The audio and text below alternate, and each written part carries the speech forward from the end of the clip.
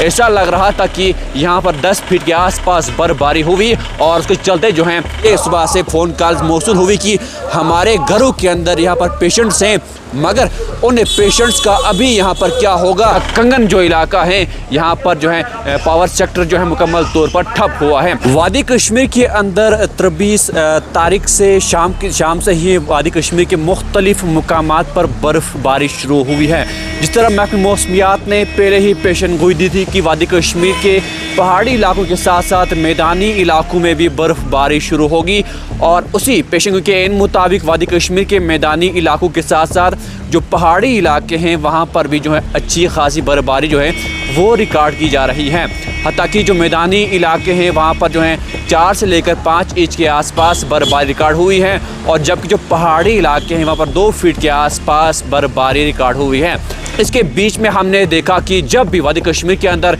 हल्की फुल्की बर्फबारी होती है तो उसके पेश नज़र जो है वादी कश्मीर का जो यहाँ पर पावर सेक्टर जो है मुकम्मल तौर पर ठप हो जाता है। यानी कि अगर हम आज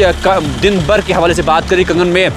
थोड़ी सी बर्फबारी क्या हुई, मुकम्मल तौर पर यहाँ पर पावर का जो निज़ाम है मुकम्मल तौर पर बंद हुआ। ऐसा लग रहा था कि यहाँ पर 10 फीट के आसपास बर्फबारी हुई और उसके चलते जो है कंगन जो इलाका है यहाँ पर जो है पावर सेक्टर जो है मुकम्मल तौर पर ठप हुआ है। ताकि चंद इंच यहाँ पर बर्फबारी हुई तो यहाँ पर जो मुकम्मल तौर पर पावर का जो निज़ाम है बंद हुआ है, और उसके चलते यहाँ पर हमने देखा कि कई सारे इलाकों से हमें ये सुबह से फ़ोन कॉल्स मौसूल हुई कि हमारे घरों के अंदर यहाँ पर पेशेंट्स हैं, मगर उन पेशेंट्स का अभी यहाँ पर क्या होगा, क्योंकि हमारे घरों के अंदर बिजली जो इस वक्त है गुल हुई है, बिजली का निज़ाम जो है दरहम बरहम हुआ है, पावर नहीं है। हमारे घरों के अंदर यहाँ पर मुख्तलिफ मरीज़ है जिनको ऑक्सीजन की यहाँ पर अशद ज़रूरत है, मगर पावर न होने के चलते जो है वो यहाँ पर परेशान हुए हैं। हालांकि हमने जब मुतल्लिका महकमे के साथ बात की तो उन्होंने यूँ कहा कि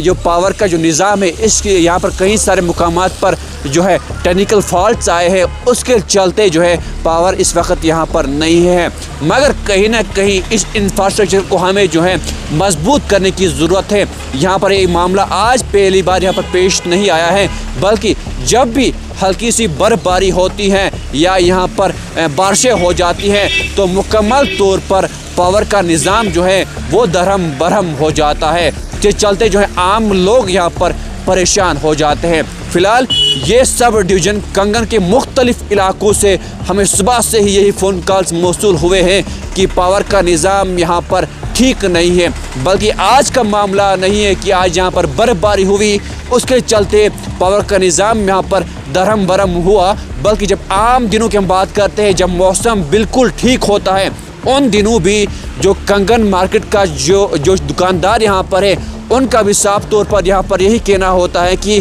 पावर नहीं है तो हम यहाँ पर कौन सा कारोबार करेंगे। फ़िलहाल कंगन की जो इंतज़ामिया है, खुसूसी जो हमारे AEE है, उनको भी इस मामले में देखने की ज़रूरत है कि हम ये बिजली के निज़ाम को किस तरह बेहतर बना सकते हैं ताकि आम लोग यहाँ पर सवालात न उठाए। हमारे इलाकों के अंदर कंगन के मुख्तलिफ जहाँ पर भी आपने स्मार्ट मीटर इंस्टॉल यहाँ पर किए हैं, आपने कहा था कि 24 घंटे यहाँ पर बिजली मुहैया करेंगे, मगर 24 घंटे की बिजली हमें यहाँ पर नहीं चाहिए। जो हमारे पीक आवर्स होते हैं उन